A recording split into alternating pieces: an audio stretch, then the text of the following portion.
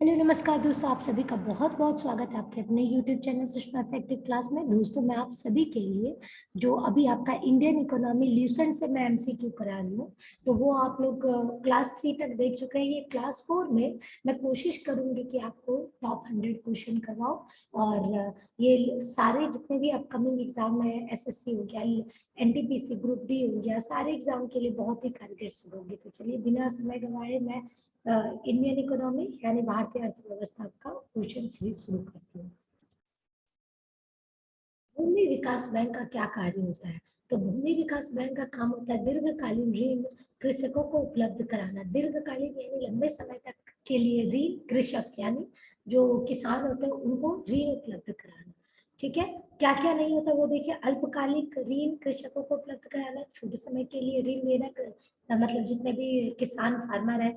बड़े उद्योगों के लिए ऋण उपलब्ध कराना, लघु उद्योगों के लिए ऋण उपलब्ध कराना।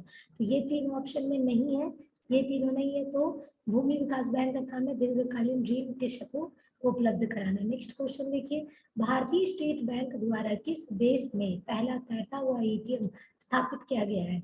तो तैरता हुआ एटीएम कहाँ पे स्थापित किया गया है? कोच्चि में किया गया है, कोच्चि में, याद रखिए। नेक्स्ट देखिए, ग्रामीण विकास के लिए ऋण प्रदान करने वाला नाबार्ड है। नाबार्ड है क्या? नाबार्ड का फुल फॉर्म क्या होता है? National agriculture national banking for agriculture and rural development. National banking for agriculture and rural development, ये होता है नाबार्ड। तो ग्रामीण बैंकों को ग्रामीण विकास के लिए ऋण प्रदान करती है नाबार्ड, जो कि एक बैंक है। राष्ट्रीय कृषि एवं ग्रामीण विकास बैंक नाबार्ड की स्थापना किस समिति की सिफारिश के आधार पर हुई थी? तो शिवरमन समिति के सिफारिश के आधार पर हुई थी, शिवरमन समिति। राष्ट्रीय कृषि ग्रामीण विकास बैंक यानी नाबार्ड की स्थापना किस पंचवर्षीय योजना में की गई थी? तो छठी पंचवर्षीय योजना में की गई थी, छठी पंचवर्षीय योजना में की गई थी। राष्ट्रीय आवास बैंक किसके नियंत्रित उपक्रम है? आवास बैंक किसके नियंत्रित उपक्रम है? भारतीय रिजर्व बैंक है, RBI, reserve bank of India, RBI. ठीक है। भारतीय लघु उद्योग विकास बैंक का मुख्य स्थित क्या है? मुख्यालय स्थित है लखनऊ में। ठीक है। जो लघु उद्योग विकास बैंक है, ये इसका हेडक्वार्टर कहाँ पे है? लखनऊ में। नेक्स्ट देखिए, देश में कुल कितने क्षेत्रीय ग्रामीण बैंक है? बहुत इंपॉर्टेंट क्वेश्चन है ये। 38 क्वेश्चन, 38 नंबर ऑफ बैंक है जो कि ग्रामीण बैंक है, क्षेत्रीय ग्रामीण बैंक है। भारत में किस राज्य में कोई क्षेत्रीय ग्रामीण बैंक नहीं है? तो सिक्किम और गोवा में कोई क्षेत्रीय ग्रामीण बैंक नहीं है। क्षेत्रीय ग्रामीण बैंक किसके द्वारा प्रायोजित होते हैं? किसके द्वारा प्रायोजित होते हैं? तो क्षेत्रीय ग्रामीण बैंक राष्ट्रीयकृत वाणिज्यिक बैंक के द्वारा ये प्रायोजित किए जाते हैं। नेक्स्ट देखिए, केलकर समिति, बहुत इंपॉर्टेंट क्वेश्चन है। केलकर समिति, इसके पहले आप लोग पढ़े थे रमणा, कौन सा समिति जिसके कारण नाबार्ड की स्थापना हुई थी? तो शिवारमन समिति के द्वारा।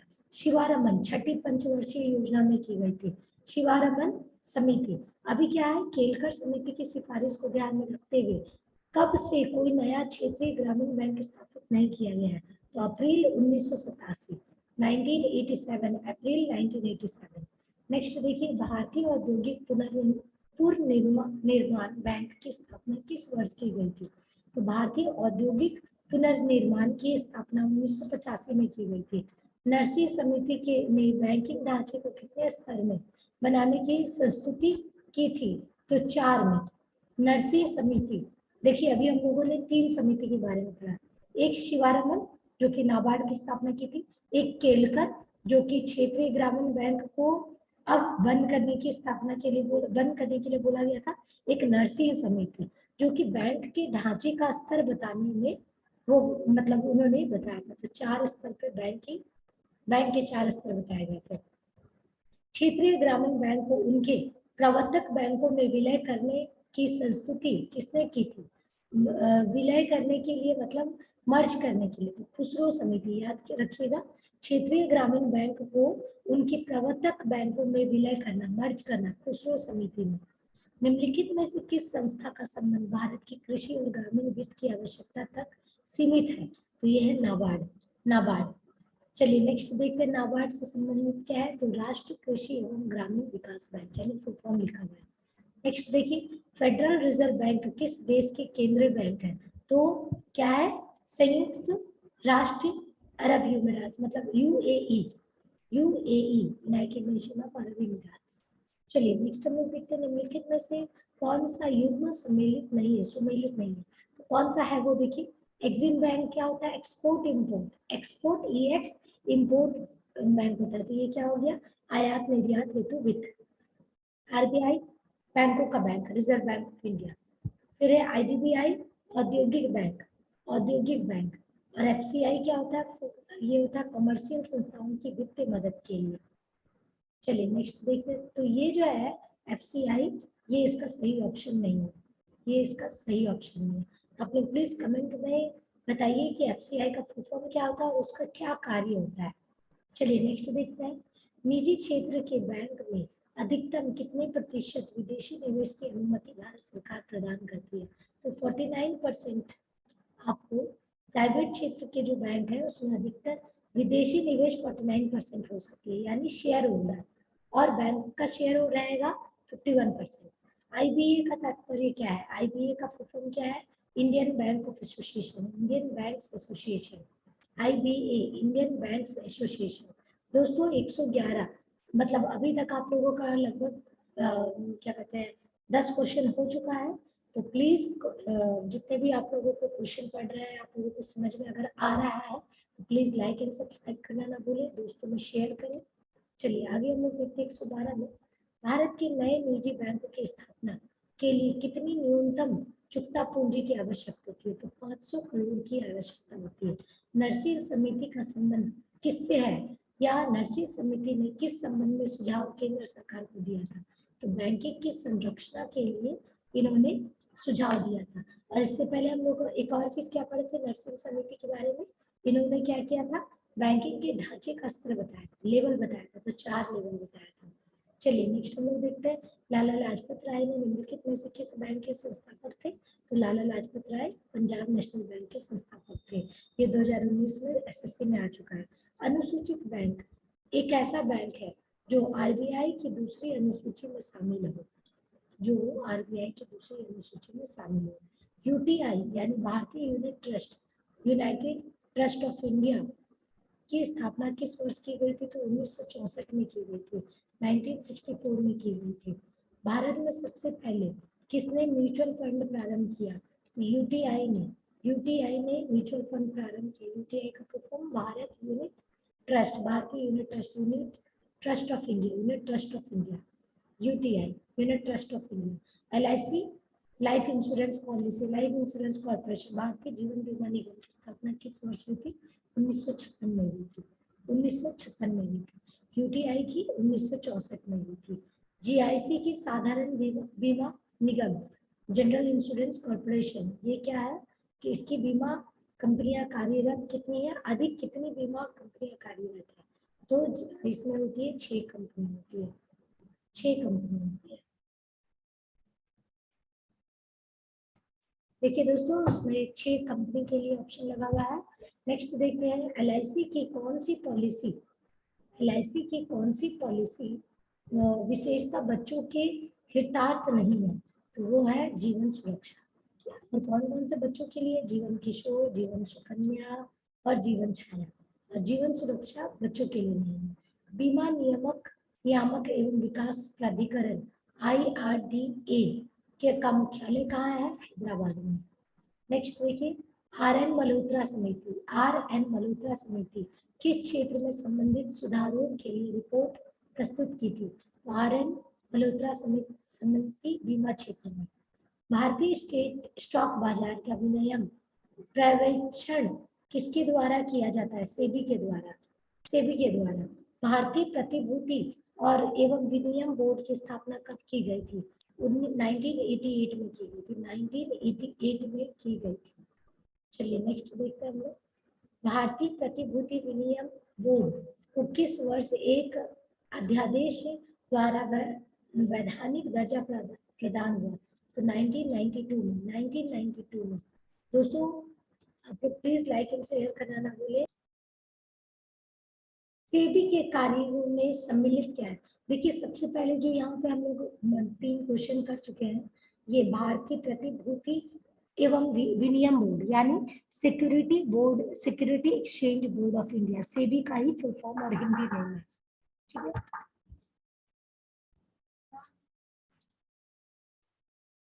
सेबी के कार्यों में सम्मिलित है, तो सेबी के कार्यों में क्या क्या है? स्टॉक एक्सचेंज के कार्यों को विनियम करना, शेयर बाजार से संबंधित अनुसूचित एवं धोखाधड़ी से परिपूर्ण व्यापारिक कार्यों पर रोक लगाना, प्रतिभूतियों के अंतर्गत व्यापार को नियंत्रण करना।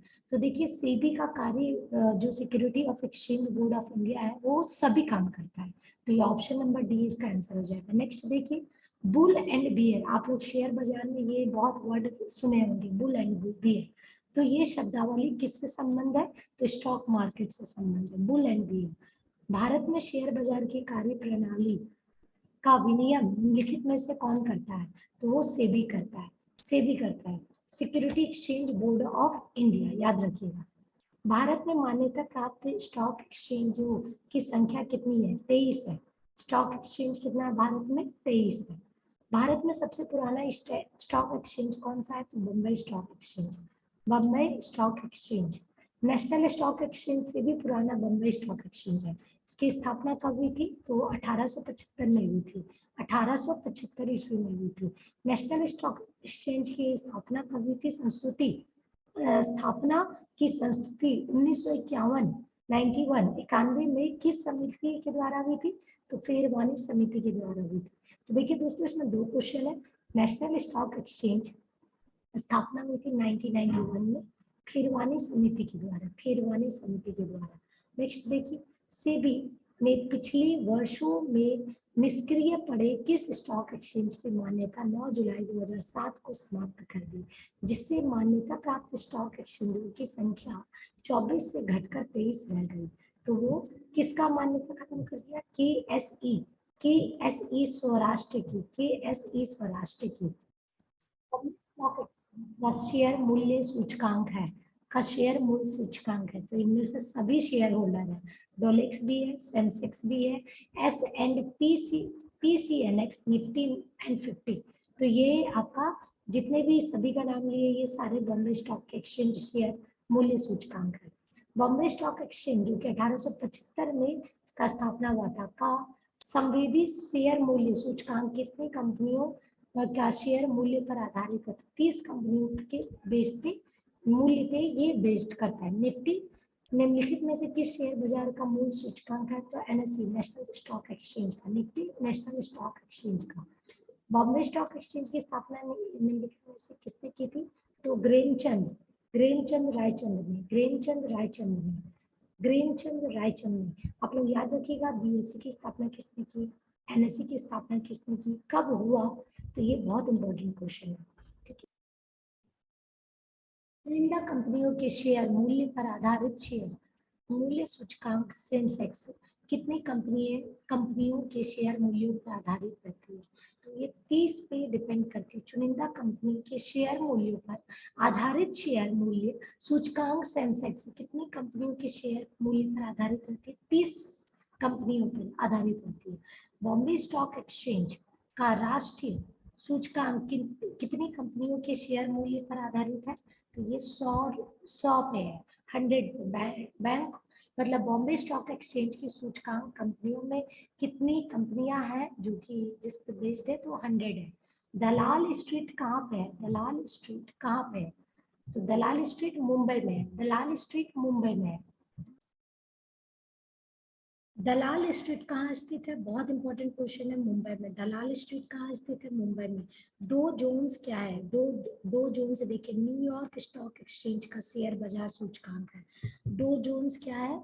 न्यूयॉर्क का स्टॉक एक्सचेंज शेयर बाजार है, स्टॉक एक्सचेंज शेयर बाजार है। तो निकी, अब देखिए नेक्स्ट देखिए दोस्तों यहाँ पे, एक सेकेंड रुकिएगा। देखिए निक्की क्या है? निक्की है टोक्यो स्टॉक एक्सचेंज का शेयर मूल्य सूचकांक।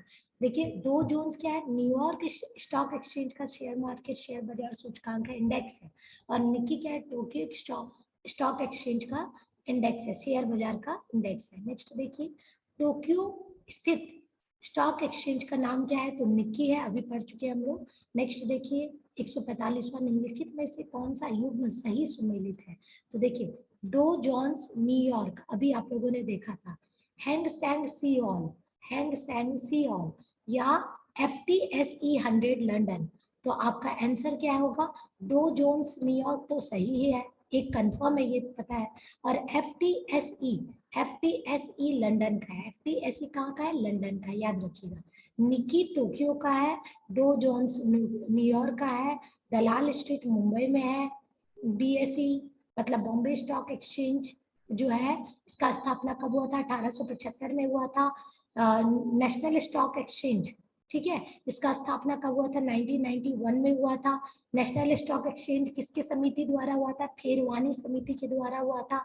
फिर बॉम्बे स्टॉक एक्सचेंज किसके द्वारा हुआ था? प्रेमचंद रायचंद के समिति के द्वारा हुआ था, प्रेमचंद रायचंद द्वारा स्थापना की गई थी। तो ये सब बहुत इंपॉर्टेंट है, याद रखिए। चलिए नेक्स्ट देखते हैं। 2007 में UTI बैंक का नाम बदलकर क्या रख दिया गया? तो एक्सिस बैंक रख दिया गया। UTI का नाम बदलकर एक्सिस बैंक रख दिया गया। चलिए नेक्स्ट देखिए, भारत में कागजी नोट मुद्रा जारी करने का पूर्ण अधिकार किसके पास है? तो कागजी नोट कागजी नोट मुद्रा जारी करने का रिजर्व बैंक के पास है। नेक्स्ट देखिए, RBI का राष्ट्रीयकरण किस वर्ष हुआ था? तो रिजर्व बैंक ऑफ इंडिया का राष्ट्रीयकरण नेशनल मतलब राष्ट्रीयकरण हुआ था 1949 में, 1949 में। मुद्रा का अवमूल्यन का फल स्वरूप होता है, मुद्रा का अवमूल्यन फल स्वरूप होता है।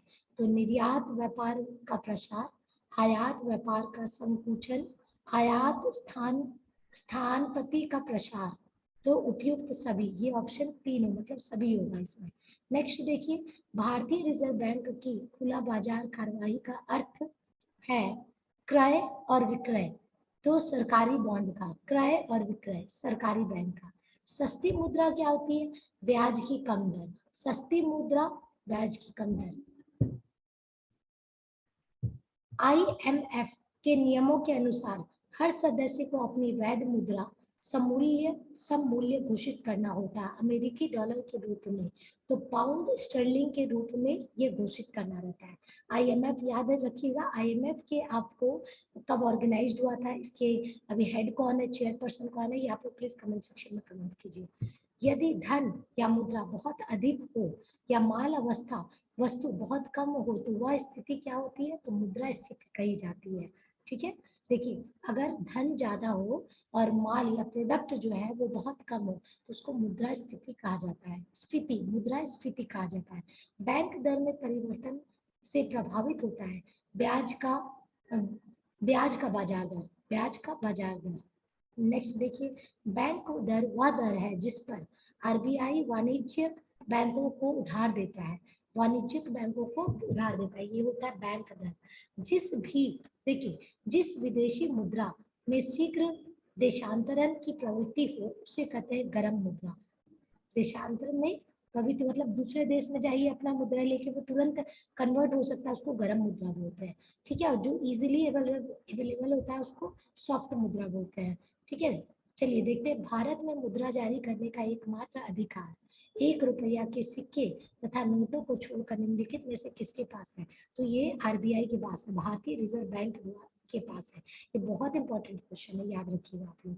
चलिए नेक्स्ट देखते हैं, वित्तीय सुधार पर नरसिम्ह समिति जो 1991 में स्थापना के करने में सुझाव दिया था, वो क्या सुझाव दी थी? बैंकिंग संरचना के 4 स्तरीय स्तंभ है, 4 स्तंभ की अधिक्रम के बारे में, ये पहले ही बता चुकी हूँ। नेक्स्ट देखिए, सरकार अर्थोपाय ऋण क्या है, यानी ways and means of advances लेती है, तो ये RBI से लेती है। निम्नलिखित में से किसको वास्तविक मजदूरी या वेतन का प्रमुख निर्धारक माना जाता है?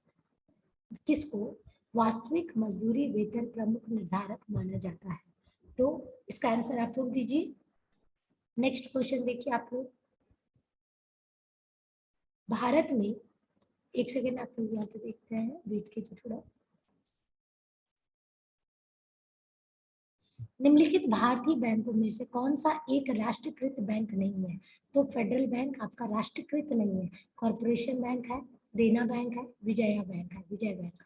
चलिए नेक्स्ट हम लोग क्वेश्चन देखते हैं, भारत में राष्ट्रीय आवास बैंक निम्नलिखित में से किसको एक पूर्ण स्वामित्व वाली क्या है, समानुषंगी के रूप में स्थापित हुआ है। तो दोस्तों ये क्वेश्चन थोड़ा सा अटपटा सा, इस क्वेश्चन को मैं स्किप करती हूँ, आप लोग आगे देखते हैं, बाद में बात करते हैं। रेपो रेट के बारे में निम्नलिखित में से कौन सा एक सही नहीं है? रेपो रेट के बारे में, तो रेपो रेट में देखिए क्या सही नहीं है, सही क्या है वो देखते हैं।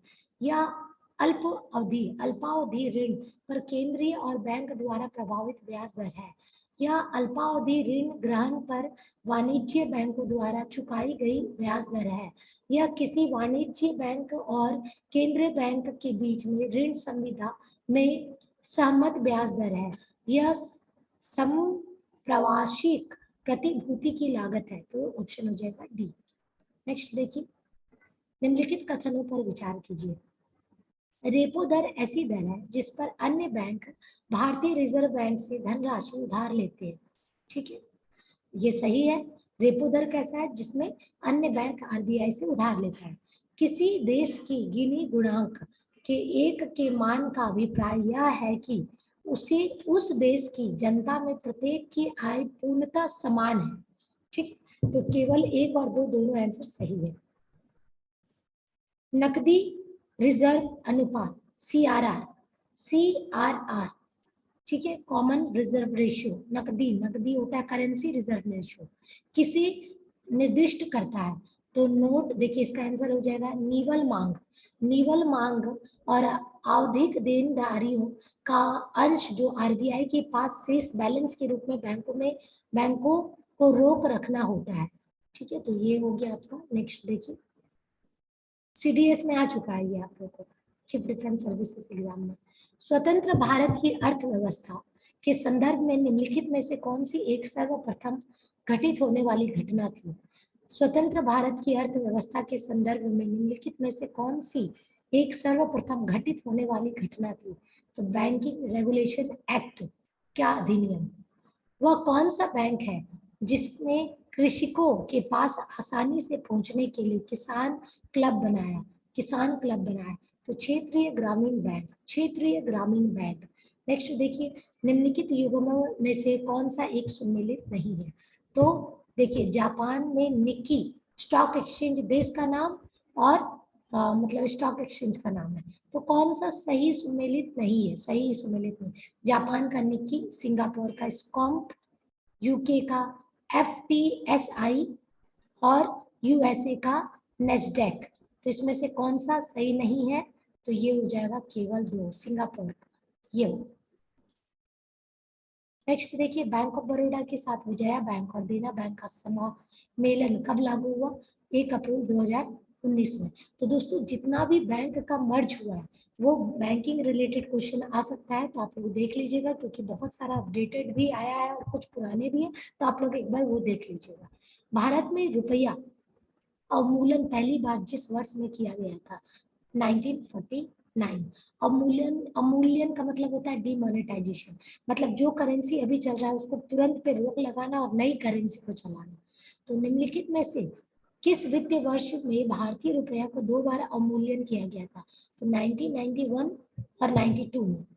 चलिए, भारत में कौन मुद्रा की पूर्ति करता है? तो ये करता है आरबीआई करता है। केवल एक हो जाएगा आपका आंसर, ये होगा आपका केवल एक। नेक्स्ट देखिए, अक्टूबर 2009 में एक निर्णय लिया गया था, थोक मूल्य सूचकांक का आधार वर्ष 1993-94 से हटाकर कर दिया गया था नया कौन सा कर दिया गया था? वर्ष 2004-05। ये यूपीएससी में आ चुका है, यूपीपीएससी में आ चुका है। मतलब थोक मूल्य का होलसेल स्टॉक जो आपका इंडेक्स है उसका 93 से हटाकर 2004-05 का वर्ष को बेस माना जाएगा। भारतीय रिजर्व बैंक के द्वारा नकद कोष अनुपात में कमी की जाती है, तो इसका साख सृजन का प्रभाव होगा वृद्धि।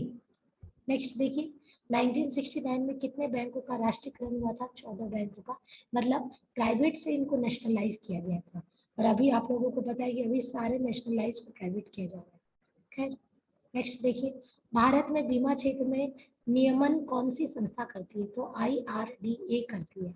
ठीक है, नियमन कौन करती है? IRDA करती है। 1 रुपए का नोट पर किसके हस्ताक्षर होते हैं? बच्चा जानता है, ये होते हैं गवर्नमेंट, मतलब वित्त मंत्रालय के सचिव। मुद्रा प्रसार यानी इन्फ्लेशन के बारे में जो असत्य है उसे चिन्हित करें। तो जो सत्य है इन्फ्लेशन के बारे में वो देख लेते हैं। इन्फ्लेशन इंगित करता है परंतु समूहों की कीमतों में वृद्धि बिंदु से बिंदु आधार पर। भारत में मुद्रा प्रसार यानी इन्फ्लेशन की दर की गणना थोक कीमत सूचकांक के आधार पर की जाती है। मुद्रा प्रसार यानी इन्फ्लेशन की माप के लिए कुछ वस्तु की खुदरा कीमतों को भी ध्यान में रखा जाता है। ये बहुत बिल्कुल सही बात है, ये भी सही है और ये भी सही है। तो ये आपका ऑप्शन हो जाएगा जो गलत है, जो कि है आपकी मुद्रा प्रसार की दर के नीचे जाने का तात्पर्य कीमतों को घटना। ये उल्टा होता है, मुद्रा प्रसार का नीचे जाने का मतलब कीमतों को बढ़ाना, यानी इन्फ्लेशन कम है। इन्फ्लेशन का मतलब होता है कितने नोट मार्केट में है, ठीक है। चलिए देखते हैं हम लोग नेक्स्ट देखते हैं वॉल स्ट्रीट किसका नाम है। वॉल स्ट्रीट किसका नाम है? तो वॉल स्ट्रीट है न्यूयॉर्क का स्टॉक एक्सचेंज का, न्यूयॉर्क स्टॉक एक्सचेंज का वॉल स्ट्रीट। नेक्स्ट देखिए प्रथम क्षेत्रीय ग्रामीण बैंक की स्थापना कब हुई थी? 1975 में हुई थी। ये 2 बार आ चुका है, एनटीपीएससी में भी, यूपीपीएससी में भी। प्रथम स्थानीय ग्रामीण बैंक की स्थापना हुई थी 1975 में। नाबार्ड की स्थापना हुई थी 1982 में, 1982 में। निम्नलिखित कथनों में से एक सही नहीं है। तो देखिए the national association of securities dealers automated quotation, जो NASDAQ के नाम से जाना जाता है, एक अमेरिकी शेयर बाजार है। निक्की टोक्यो का शेयर बाजार का इंडेक्स है। S&P CNX Nifty Bombay share बाजार में 50 बड़ी कंपनियों का इंडेक्स है। हांगकांग शेयर बाजार